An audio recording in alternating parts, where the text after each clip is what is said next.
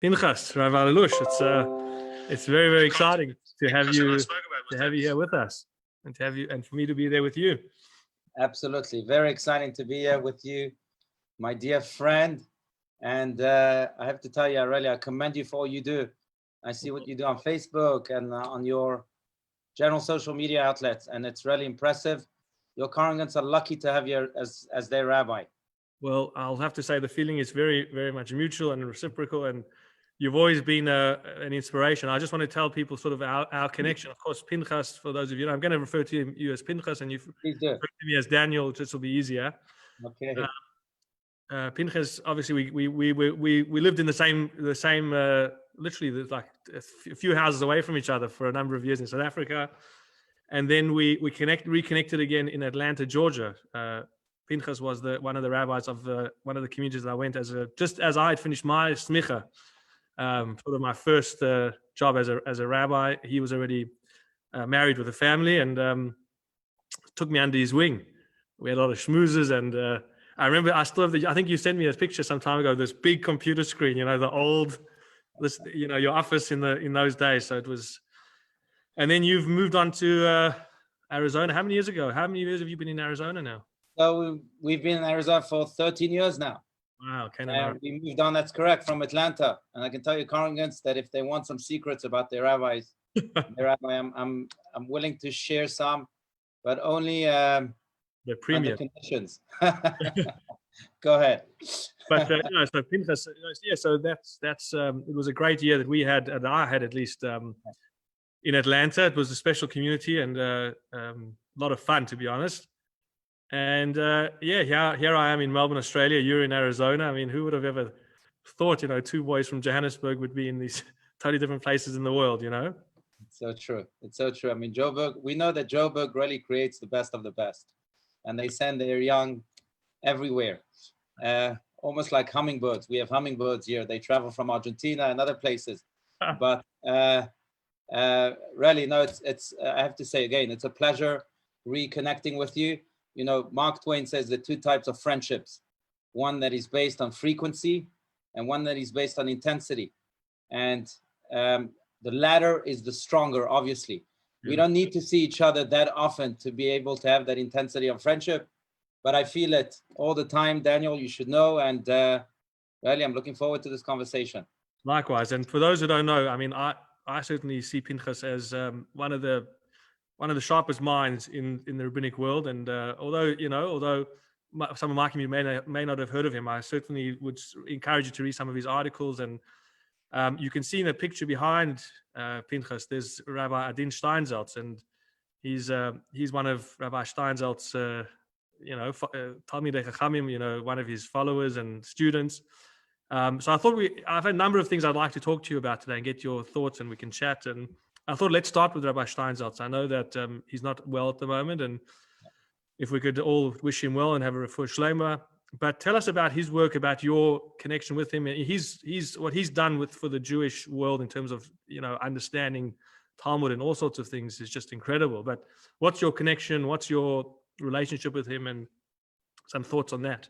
So first, thank you indeed. Rabbi Steinsaltz is in the hospital as we speak, and we all need to be praying for him. So please have in mind, Rabbi Adin Ben Rivka Leah, the world needs him perhaps more than ever today.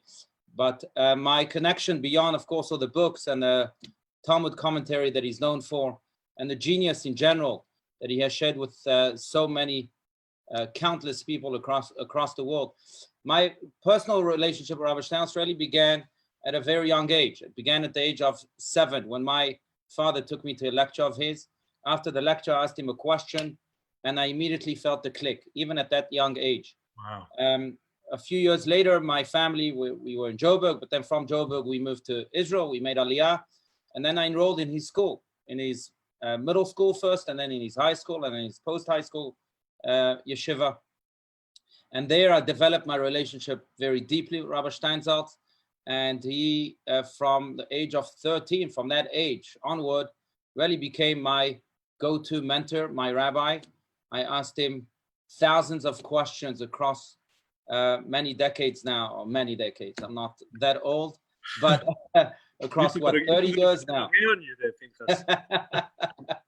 I'm telling you. Where are those good years in Atlanta, Daniel? I don't know. Well, it got rid of my hair, so I'm not sure. We were drinking different l'chaim. I don't know. Who knows? That's right. But so I've really become very, very, very close, to the point that I really can't see life without him. That's how close I am with him. Yeah, and his work in the commentary is just it's just outstanding. I mean, anyone who's opened his books, he's also done works on the Tanya that I read, and just a brilliant mind. I guess the question is, for somebody who's sort of entering into the world of study, where would you say Rav Steinsaltz could assist them? If they really be at a beginner level, and of course, then if you're more at an advanced level, where could you benefit from his teachings? So I think that's a good question, and that's exactly the genius of Rabbi Steinsaltz. His commentary is unlike, I believe, any other commentary ever written on the Torah, on the Mishnah, on the Tanya, as you mentioned, on the Talmud. By the way, he's the first commentator ever since Rashi to write a commentary and interpretation on the canon of the Jewish library, which includes, as mentioned, the Torah itself, the whole Tanakh, the whole Bible. It's now available. The whole Mishnah, the whole Talmud, now Maimonides, the Tanya. He's written commentary on almost every important book in Jewish history. Now, what's interesting, though, about Rabbi Steinsaltz's commentary is that he wrote it, and he told me that personally, he wrote it with the most assimilated Jew in mind. And therefore, he wanted to make it as accessible and as relevant to each and all as it could be, without diluting the message. I think that's exactly his genius. Very often, people who try to teach things that may seem complex, simplify the message, dilute it, and then what they really get is a drop of the sea. Yeah, Rabbi Steinsaltz brings the sea to you. If you don't mind, I'll share a quick anecdote. I remember being with him in New York, and he was speaking in a very large synagogue. I forget the name, I think on Park Avenue. Forget the name of the synagogue. A beautiful, one of those glorious synagogues, almost like the synagogues we see in South Africa, Daniel. Yeah. And I'm sure in Australia too. And like our synagogue here in Scottsdale, we don't see too many of those in America in general, but a glorious synagogue. And the rabbi was speaking before Rabbi Steinsaltz, and then the guest of honor comes on stage, and there goes Rabbi Steinsaltz and delivers his speech. After the lecture, I'm driving him back to his hotel, and Rabbi Steinsaltz says, "You know what? I think that the rabbi before me actually spoke better than I did." I said, "Really? What makes you think that?" He says, "Well, he used, the right tonality, the right adjectives. He knew exactly how to speak. He may have gone to school for public speaking. But so he spoke better than me." But then he said, "Our goal, though, was different. The rabbi before me, the topic of the evening was, I think, the prophet Isaiah. And he said that the rabbi before me was speaking about Isaiah. That was his goal. My goal was to do a seance, to bring Isaiah down and have Isaiah presented in front of the crowd. That was my goal. I had no beef in the game whatsoever.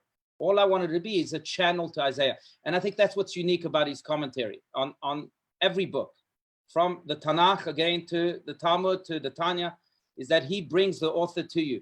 He brings God to you. He brings the words to you.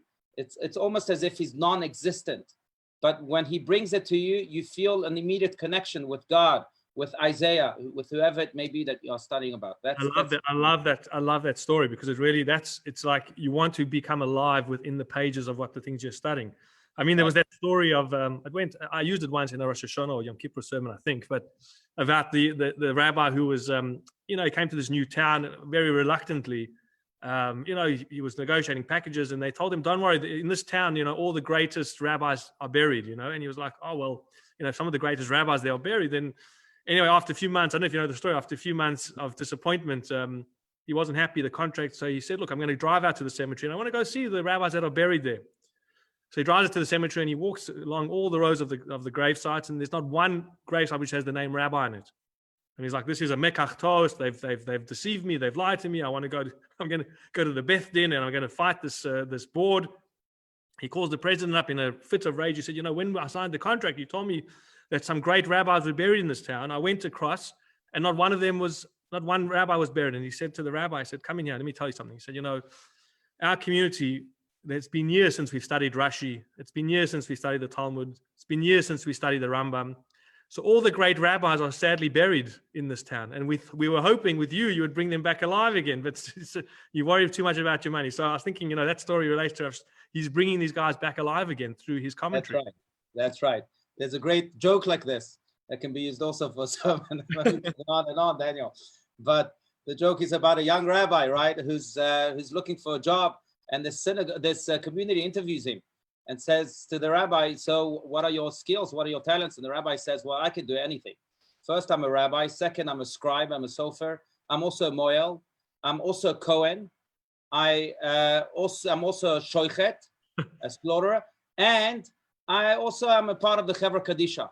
So there was someone in the community said, well, 1 second, we thought Kohanim, if you're a Kohen, you can be a part of the Chevra Kadisha. The Chevra Kadisha takes care of the dead. You can't come into contact with the dead. So how could that be?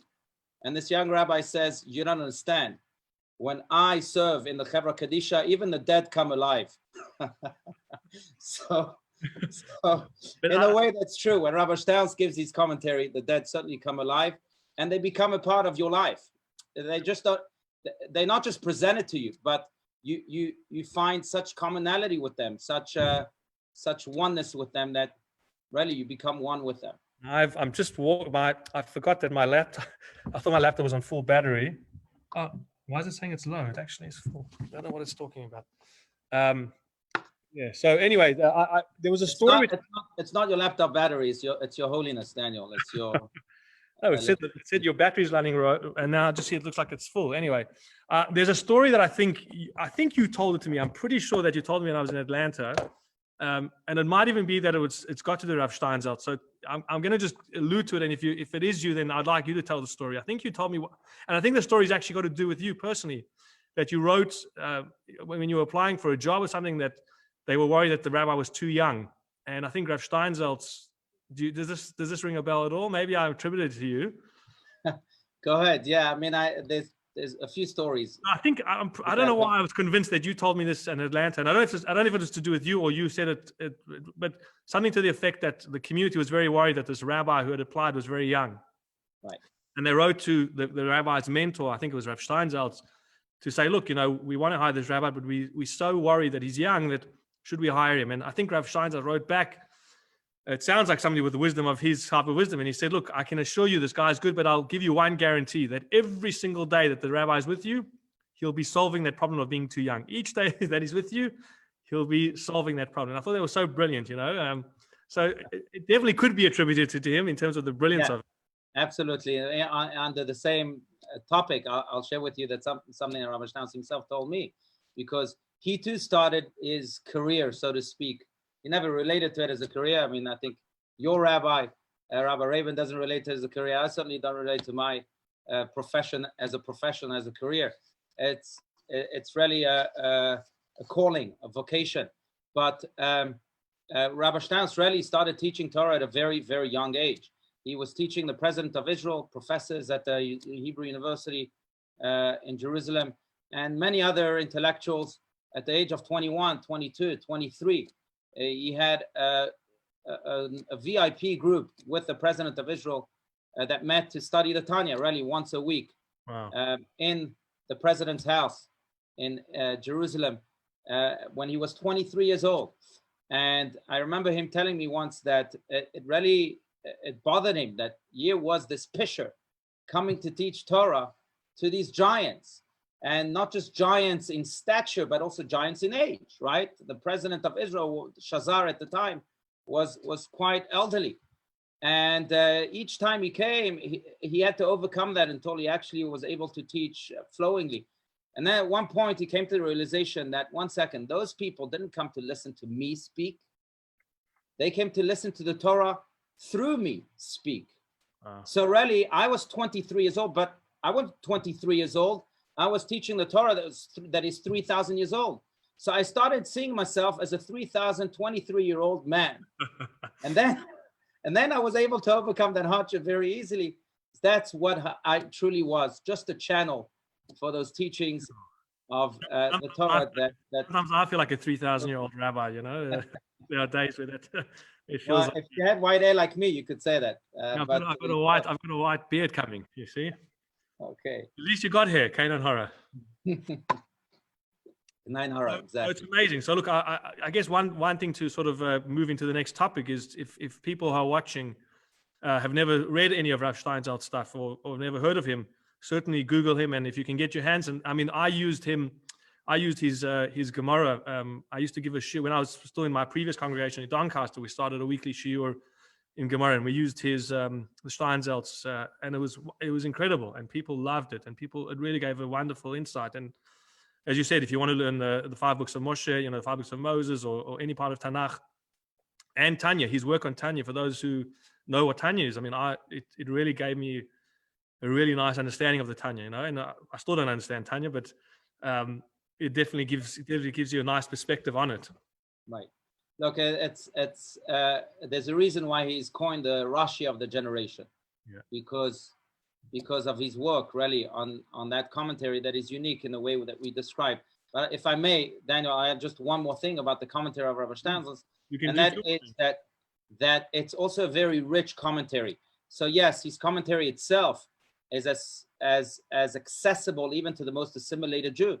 But if you look at the pages, you mentioned the Talmud. If you look at the pages of the Talmud, it reflects Rabbi Steinsaltz's genius. It's an encyclopedia. You have every topic under the sun in those pages, from anatomy to biology to zoology, you name it. It's all there. You have maps when maps are needed are mentioned in the Talmud. You have really maps drawn out, ancient maps, modern maps. It's really a book or a Talmud, or in general, his commentary is a commentary that enriches the mind and the soul at the same time. Yeah, and I love what you said, that it brings it into reality. It makes you feel like you're present with the teachings, trying to really bring it alive. But it's amazing. I mean, how does he find, does he have a team of students that help him? Like, what's his, so look, curious in terms of the behind the scenes. Right, it's a good question. Well, it took him 45 years. The Talmud particularly took him 45 years to complete. It's his magnum opus, so to speak. At first, for the first, I think 25, 30 years, he did it all alone, basically with a team of people who transcribed what he wrote and edited his work a little bit. Afterwards, his son, Rabbi Evan Israel, should really get the credit for this. His son came and took over his institution, and he started employing people and accelerating the process to the point that it did not lose any of its richness, right? Yeah. But it just made the process go much quicker. Unbelievable. Now they've teamed up with Koren. I'm sure you've heard of the Koren publication, and that's who publishes the Talmud and some of the most important works of Rabbi Steinsaltz. And you can find it there online, koren.com. You'll find all of Rabbi Steinsaltz's. None of us are getting any commission for these books. No. We can't not talk about this. How things going? What's happening in Arizona with COVID? What's happened over the last number of months? How are you dealing with it? How's the community dealing with it? It's a great question. I'd love to hear also how the Melbourne community is dealing with it. Sure. We're dealing with that, I suppose, like everyone else in the world is dealing with it. We have CDC guidelines that we have to adhere to and that we should adhere to. Many of us are still semi-quarantined. The curve went up just a few weeks ago quite drastically, and now it's starting to go down a little bit, which gives us some room for hope. And, we're wearing masks and social distancing and all of that. Maybe you were referring to the emotional state of how things are going too. Well, they tough for a lot of people. But I will say this, that it's interesting to note that there are many blessings in the corona. And I see this, I'm sure you see this as a rabbi, I see this as a rabbi, that people who found themselves in this rat race of life before the coronavirus are finally realizing, gosh, maybe my work is not priority number one. Maybe family is, maybe my values are. And it's really realigned the life of many people. So I'd like to focus on those blessings too. Have you? Are your shuls open? Are you still closed? What's happening with that? So we opened sporadically for Shavuot. We opened for Tisha B'Av last week. We opened. we hope to reopen really, really very soon, but systematically, first on Shabbat, and then Mondays and Thursdays, and so on.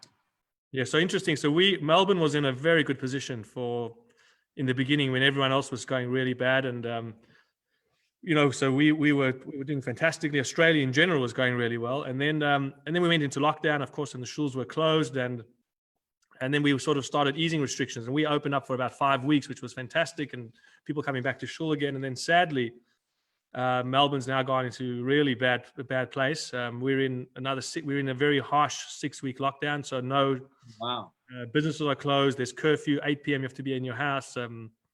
Really, people are going through a tough time. So no synagogues open or anything like that? Yeah, no shuls are closed. Everything has to be done, obviously, via streaming. So we do pre-Shabbat stuff. We do post-Shabbat. We do, obviously, talks like this.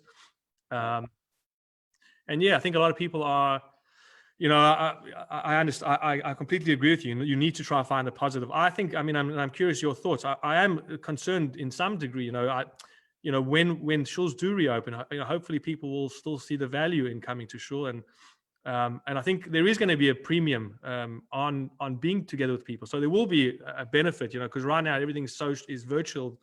But I think, having the ability to be together in person is going to be very, very valuable going forward. Right.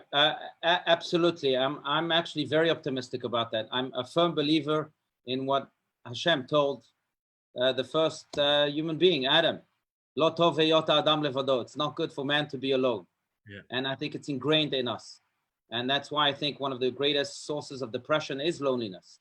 And the greatest curses that falls upon a human being is loneliness. And there is a yearning within each and every one of us to be with someone else. Lo tov heyot adam levado. It's not good for man to be alone. Yeah. And I think that's exactly what community is, right? I know your community creates that. We try to create that here also. That's what that's why communities are created, to create this unity among members, not just unity of bodies, but more importantly, unities of souls.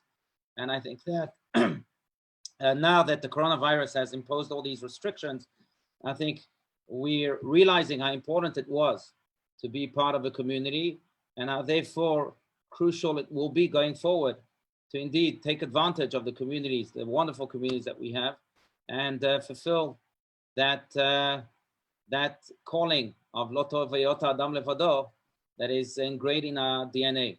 Yeah, I love that. I love that you brought that pasuk in, because it's so true. I mean, I see it now more than ever. How people need to really be connected with others, and and so many people taking it in different strides. Of course, those who are blessed to have kids and a partner, it's not as lonely. But you got couples whose kids, let's say, have grown up and are already out the home, or people who are single, and it's extremely challenging. So creating these opportunities, I think, does help you feel that you're not alone. And I think there'll be remnants and possibly more than remnants of us needing to do virtual activities, after all of this. Right. Absolutely. I think that's another blessing of the coronavirus. I mean, I don't know about you, Daniel. Before the coronavirus, we barely used Zoom. Really, yeah. We had no virtual event. And now everything's on Zoom. I never gave Shurim on Zoom, never. There you go. And it opened up, as I'm sure you'll agree, a whole new world. All of a sudden, look, we're connecting from two sides of the world, from Scottsdale to Melbourne, with such ease and such love. And the unity is palpable. And it's a blessing that I didn't know about before the corona, and it's a blessing that I intend to continue to use even after the corona. So yeah, we never would have done this. I mean, like we wouldn't have called each other and said, let's have a chat on Zoom, for our community. Yeah. And now it's just part and parcel of what we do, and it's incredible. It's such a wonderful opportunity. Absolutely, yeah. It's so true. I think in a way, it says that also in the Talmud that God creates the remedy before the disease. Makdim refuah lamakah. And in a way, he created somewhat of a remedy, not the complete remedy yet, but somewhat of a remedy for this disease of the corona. And that remedy is called virtual learning or virtual connection. Yeah, I wish I would have invested in Zoom stocks before. You should have given me this tip beforehand. Yeah. If you identify the next Zoom, please let me know too. Exactly. Get the next refuah. Please share it with us. That's right. So look, I think, in terms of Corona, I think we're all just trying our best to stay connected. And I think we just got to encourage and inspire our communities and offer them as much as we possibly can. And at the same time, looking after our own mental health, our own well-being. I know sometimes we run ahead too quickly. You got a big family, Kane and Hora, and you got to worry about your kids and your partner and your wife, and I've got to do the same thing, so it's important. I actually did a study on the impact of rabbis, do the pastoral care, and it could take it, if you don't look after yourself, it could have a major toll on you, Tell me more, if I may. Tell us more about the study. So I did a master's in counseling and psychotherapy, and at my part of the program was a thesis component. I remember the other students at the university, they had all sort of picked their subjects, and I was, what am I going to do? And the lecturer, the person in charge of the thesis program was kind of getting worried. He's like, you got to pick a subject, Daniel. You got to pick a thesis to explore. And just that week, sadly, a young woman in my community had committed suicide. And I was talking to the lecturer and the person in charge of the thesis program. And I said, look, I'm just feeling a little bit down. And he said, I've just got a topic for you. Why don't you study the impact of dealing with these things and research that? So I did it. It was called the Never Ending Session. That was the name of the thesis, because we're sort of comparable to psychologists. We're on the front lines. A lot of people come to us as a first point of reference, and then we will refer them to psychologists and so on. But our sessions are different in that we don't have that 45 minutes, okay, now you got to leave. You'll see the person on Shabbat, you'll see the person in the supermarket, you'll talk to them you'll be at their family's wedding and the funeral and then the Brit or the Bar Mitzvah or the Bar Mitzvah. Right. And so you're continuously engaging with your community, and you don't have that space of a counseling session that, let's say, psychologists or psychiatrists would have, and it could have a toll. Our benefits that I saw was that we also have the joyful parts of the community. So you get to be at a wedding, you get to, be at the birth or celebrate a bris or whatever it might be. So that does mitigate and sometimes assist you in, but there are times I'm sure you could recall numerous occasions where you've probably seen some crazy or heard some crazy things, and it could take a toll on you. Absolutely. Not to get dark, and maybe this is not the forum for this. What is the thing that took one of the things that really took the most toll on you, Daniel? If I may, I don't know if this is the forum, but if we're having a conversation, no, we can. I think, to be honest, I think it was that particular incident.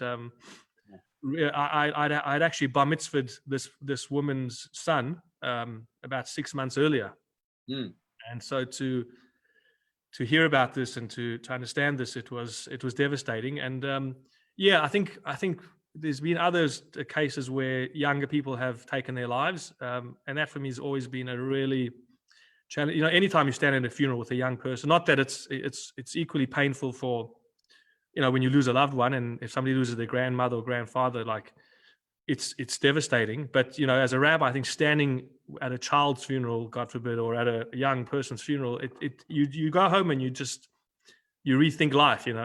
Right. Absolutely, there are no words. Yeah. And I think, every time you hear that thud, we get to hear it more often than most people. Every time you hear that, I don't know how it works in Arizona, but when you hear the thud on the coffin and people filling the grave, it's a wake up call. Appreciate life, make the most of it, and then you get back into your car and you get on the phone again, and obviously right. hands-free phone. I'm saying, don't get any ideas. And so these are challenging times, and I'm sure you have I don't know if you have anything that sticks out. I mean, there are a few suicides that do stick out, no doubt. That's always very, very, just heart stabbing. Yeah. But maybe what sticks out the most, I don't want to depress anyone here. I don't know if to mention this or not, but a baby, it was actually in Atlanta. You may recall that event, but a baby that died in his sleep. Maybe he was 6 or 7 months old. Right. And not only did I have to attend to it, but also did the tahara. And the tahara is when you wash the body before it's buried. And the tahara was done after the baby had an autopsy. Oh, gosh. So you could just imagine the sight. It was just devastating. It stays with me. And these are scenes which don't leave your mind, Yeah. So that's exactly what I was exploring. And certainly, things like what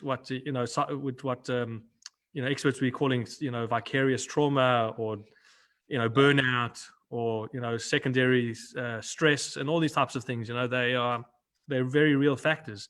There's her name's Babette Rothschilds. You should look up. She's a famous Jewish psychologist, and she writes a lot about help for the helper. So she's done a lot of research, and she says, being a rabbi, or she doesn't say rabbi, but she says being a psychologist, it's like, sometimes you watch somebody on a roller coaster and you start to feel dizzy and sick yourself. So that's what it could be like. So even though you're not on the roller coaster, but you get sort of the same sort of nausea that somebody on it might feel. And so that's sort of what a vicarious trauma might feel like. So you're not, you got, thank God I didn't lose your own child, Baruch Hashem, in that instance. But, seeing that and feeling that and having your own children, it would have had a major toll on you, Yeah, no doubt. Look, I will quote Rabbi Stein's once again, because I remember asking him also how he deals. He had seen so much, he sees so much. And, he's not just a community rabbi, but he's really a world rabbi. And one of the unique qualities of Rabbi Stein is that, you meet people with great intellect and small hearts. Then you meet people with big hearts and small intellect. Wow. But to meet people with great intellects and great hearts, that's a rare scene these days. Rabbi Stein has a great intellect and great heart, and empathy he has for people. I've seen him time and time again cry during meetings with people just wow. because he was sharing their pain. And in a way, I think that's right. That's the art of the rabbi, that the greatest strength is also the greatest weakness, because our greatest strength, in a way, in cases like this, is to empathize with others, to share our hearts with everyone. But on the other hand, when you share your heart, right, you also are affected. You become vulnerable. Exactly right. That's right. The sadness. What's the famous story of one of the Rabbeim who used to sweat after he was like, what's right. You want to tell the story? That's right. No, you're right. I think it was the Mittler Rebbe who would sweat 4 times during each and every private audience. And I asked him, Rabbi, why do you sweat so much? He would actually ask his helper to go and change clothes for him, to bring him new clothes 4 times. And I asked him, Rabbi, why do you sweat so much? He says, it's simple, because when someone comes and sees me to share a problem that he has, I can't really empathize with his problem staying in my own clothes. So I have to undress myself, so to speak, and then dress myself in that person's clothes. Then I feel his problem, but feeling his problem, I can't think of a solution.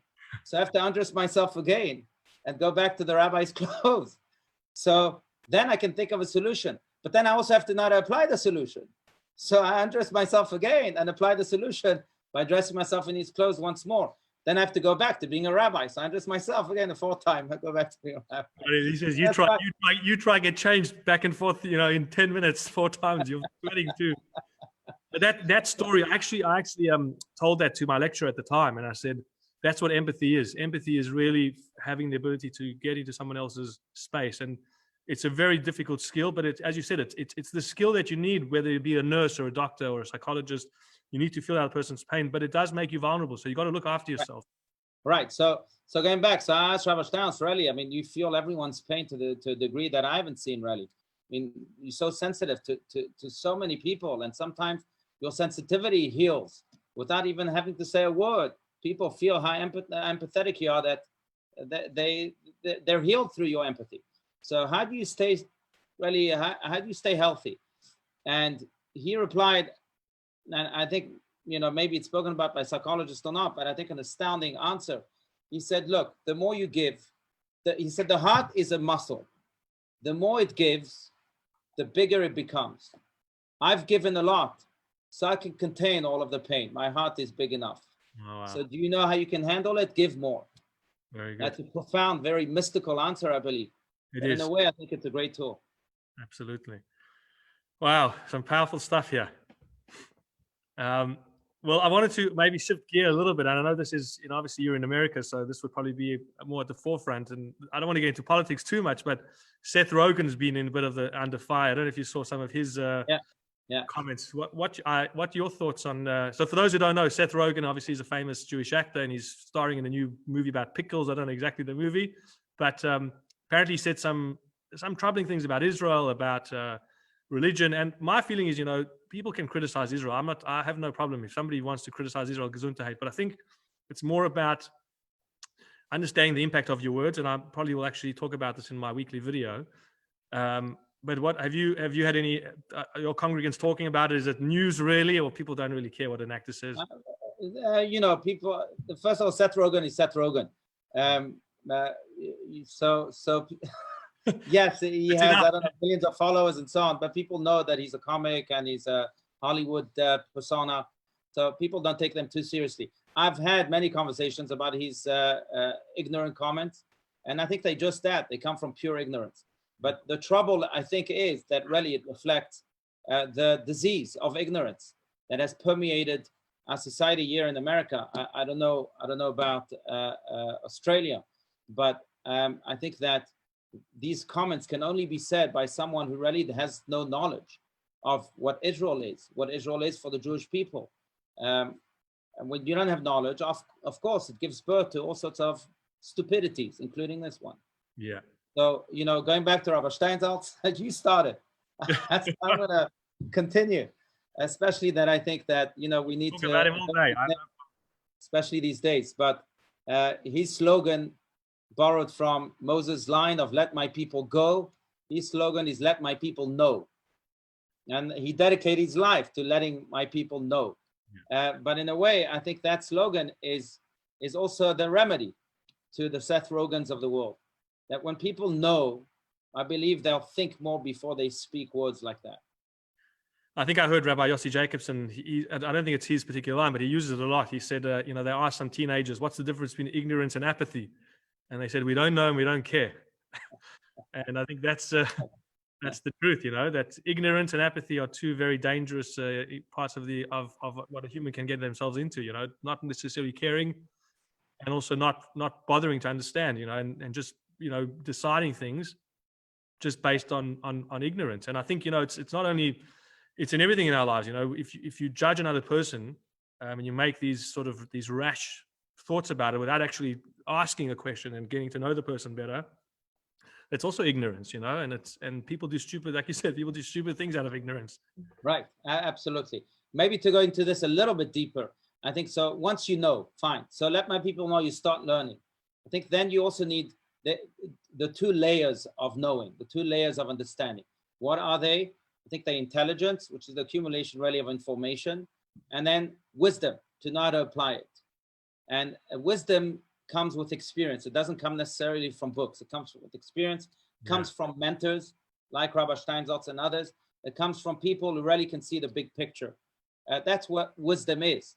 And then you need the understanding too. And I think it's true in Judaism too. You need to know Judaism. You need to know, what does the Torah say? You need to know what the Talmud says. You need to know what it says. But then you also need the wisdom to know how to apply those things and to really connect to it with the world, not by forcing the Torah to divorce you from the world, God forbid, but quite the opposite, to engage you with the world in a wise way. Yeah. So you need both. I'll quote Rabbi Steinsaltz again. I remember being with him at a big conference of scientists in San Diego, and he was the only rabbi there among many, many Nobel Prize winners and scientists. And he spoke about how our generation has a lot of intelligence but very little wisdom, which is, by the way, the problem that countries like Iran has, right? Iran has a lot of intelligence. They know exactly what to do with nuclear weapons and so on. Very little wisdom on how to use them. And we find that on a national level and a global level. We also find that on a very personal level with people. But he said that really that's what's missing the most. And he said there needs to be a marriage between wisdom and intelligence, once again, for these Seth Rogens and these stupidities of the world to really be eliminated.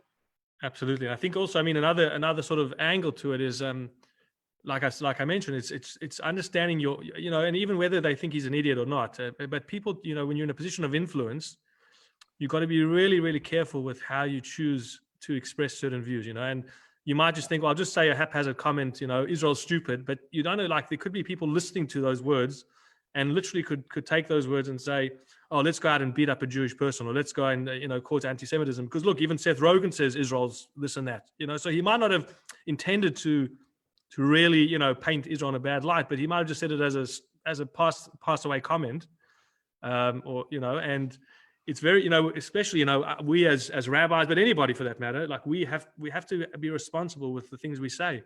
Right, right. You know, to quote the Kotzker Rebbe, not everything that is thought should be said, not everything that is said should be written, not everything that is written should be read, and not everything that is read should really be published. Correct, exactly. You don't have, I love that. Yeah. You don't have to say everything that's on your mind, you know? That's right. But also just, you know, being cognizant. I think it's more, you know, just it's sort of in a different light. It's more being sensitive to the fact that your words, I mean, I once heard a story, this was like, I think last Tisha B'Av or 2 Tisha B'Avs ago, you know, sometimes they produce these videos, I think Aish does it or other, you know, you get these very, you know, these American rabbis that stand up, you know, and they speak about Lashon Hara and all these sorts of amazing, you know, but there was one amazing story that was told, you know, about two people in Kollel. You know, Kollel is a place where people learn as they've just gotten married, and they were sort of sitting opposite each other and talking about the trouble they had that night. You know, this one was complaining that his baby didn't sleep. The other one was saying that the baby was, you know, tearing things up, whatever. And right next to them was another Kollel student who couldn't have children, you know, was struggling to have children. And they were sort of just talking out loud about their issues and not sort of sensitive to the fact that, hold on a minute, you know, this guy next to them would give anything to have a baby, you know, whether the baby kept them up. And so it's, you know, of course, this is a very high level of living, you know, and if we could be that sensitive, it would be amazing. And times we humans, we falter, but I think if you could switch in and say, look, what am I saying and what impact is it having on those around me? It's a very beautiful way of living, you know? Right, absolutely. You know, I mentioned this to my congregants quite a few times, but it's interesting to note that the Hebrew word for speech is dibur, and it's the exact same word as the word for bees, the insect, the bee. Why? Because just like bees, speech can create honey or it can create a sting. Wow. And we have to be careful. Now, what's even more interesting is that when it creates a sting, the bee dies. And when we speak negatively, and when we speak irresponsibly, then we die a little bit. We die a spiritual death a little bit. Now, I would say though that we have to also remember that the default setting of a bee is to create honey. And so it is with human beings. Our default setting is to create honey too, to speak positively. Why we speak negatively is a mystery to me. Maybe it's social influences, maybe it's educational faults. I don't know. But our default setting, look at children. Look, do they speak negatively? I mean, I have a 2-year-old, he never says anything negative. A 3-year-old, maybe at the age of 5 already, we start speaking negatively. Why does that happen? I don't know. But our default setting is to create honey. Yeah. So we have to go back to our default setting. Not just us, but our entire world, I think. You just reminded me of just how powerful, you know, if we just watch children, like we start off correctly, you know, we start off right, you know, and then everything goes downhill from there. But I remember, again, Rabbi Yossi Jacobson, I once heard one of his talks, and he said something. He said, you know, why is it that children, you know, your child, you know, your child says, "Dad, give me an ice cream." You say no, and your child's like, "Oh, I hate you, Dad," you know, and then 30 seconds later, your child loves you, you know, because you've given them a prize. Whereas an adult, and I'm sure you've had this in your life as a community rabbi, you see, and I've had relatives, unfortunately, you know, where someone said a comment and then they don't speak for 45 years, you know. And the question is why? And he said something very, very profound, which you just sort of reminded me. He said, children choose being happy over being right, whereas adults will often rather choose being right over being happy. And so you could be miserable your whole life, but as long as I'm still right, they didn't apologize, and I'm not going to say anything to them. So you'll live miserable. You'll cross the street for the next 45 years. Every time you see Mr. or Mrs.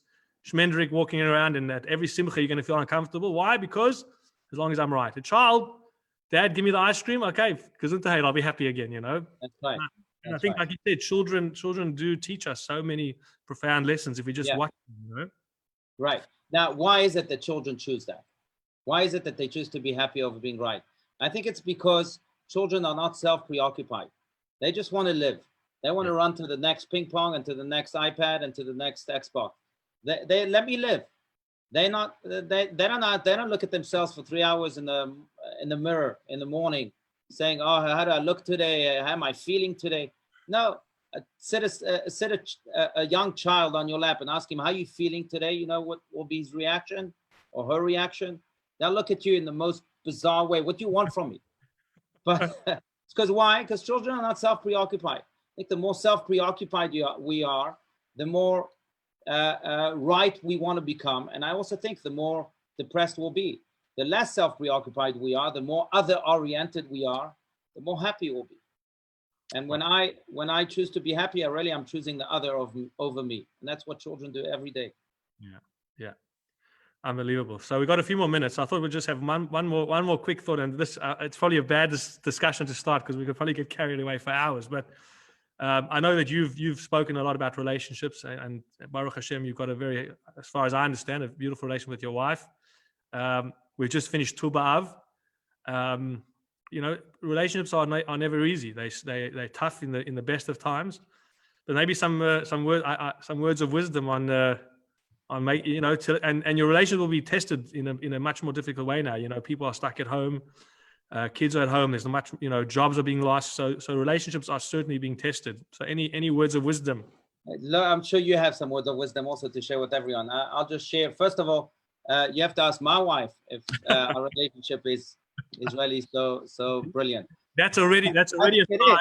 That's already a sign that you have a good relationship. The fact that you said that. But okay, no, thanks, Daniel. But and I'm sure your relationship with your wife is also as solid as could be. But look, I think that one thought about relationships, about success in relationships, is that we have to forego the notion of love in many ways and emphasize rather an element that is so much more important to relationships than love is. What element? Respect. The Talmud says that one should love his spouse like he loves himself and respect his spouse much more than he respects himself. What's the difference between the two? Love really draws me close to someone. And it draws me close to someone because love focuses really on what we have in common. You love sports, I love sports. Great, let's go to a sports game together before the coronavirus. You love good ice cream, I love a good ice cream. Good, let's enjoy this together. Respect really emphasizes that which we do not have in common together, the differences among us. You do this that way, I do this that way. I don't really understand why you do this that way, but I'll respect it. So love and respect are really two opposite emotions if you think about this. Love draws me close. Respect really draws me a little bit far. When I respect someone, I have this, I'll let you be. Now, I think that what we suffer in Western society mostly, what we suffer from is too much love and too little respect. Yeah. That's why I'm saying we should forgo a little bit of our love and really focus much more on respect, because in Hollywood, they love a lot, but there's zero respect. I can love someone a lot, but that love sometimes suffocates. And that love also does not enable me to give that space when that person needs that space, to allow the person to be. And if I love my wife so much, I'll start telling her, well, I think you should brush your teeth that way, not this way. I think you should wear the color green and not the color blue, or whatever it may be. Now, I'm saying this out of love because I care for her, because I care for her look and her image or whatever. But that's not my role. Respect is my role in those cases. I'll let you be. Now, respect has to be so strong that I'm not only allowing the other to be, but I'm also appreciating the differences in the other, even though I can't really connect to them again, because those are differences. But I appreciate the differences in the other so much that I would encourage the other to develop those differences. So if my wife is an artist and I couldn't tell the difference between a Monet and a Picasso, or maybe a Monet and Picasso, yes, but whatever it is, I would tell my wife, look, fine, that's great. And let me get you some painting lessons. I respect that difference so much. I can't identify with it. I respect. Go, you be you and I be me. And let's have respect towards the you and towards the me. And when that respect exists in the relationship, I think that's when the relationship could truly thrive. Very, very profound. Very, very important. It's just interesting because yesterday I did this. I started this thing in our latest lockdown. It's just a quick Q&A of the day. It's like a 3-minute clip about different questions. And in honor of Tu B'Av, I just said a few things about marriage, and something which was so aligned to what you just said, but in a different way. It was about this whole concept of soulmates. That we're two halves of a whole. And I think I said that really gives you an insight how to have a successful relationship. And that is, if you truly see yourself as one with the other person, then you should feel their pain. You should understand that what's good for them is good for me. And that's really what you're saying. It's like, it's not about me. It's about the other person, and that's what that respect is. So again, easier Right. said than done. Absolutely, and it's an ongoing, ongoing work, ongoing effort each and every day. And by the way, especially now, I mean, you're experiencing a lockdown, like you said. You're all together at home, stepping on each other. I think that's when respect really has to thrive much more than love. Yeah, absolutely. So I mean, I think this is just been a very. I've certainly enjoyed having a chat and learning from you, and I hope others who have listened, and maybe we can commit to doing this again in a few weeks' time. I think it might be. Absolutely, that would be lovely. That really would be lovely, Daniel. I love you, and it's really been such a pleasure. And I love your community, our brothers and sisters. And I think that's the beauty. What moves me the most from our conversation today is this ability to join brothers and sisters from two parts of the world that are very, very, very far apart. Yeah. But it really portrays this unity among Jews. We are not a religion. We're not a race. We're a family. That's who we are. And each and every one of you has proven that today to be so true.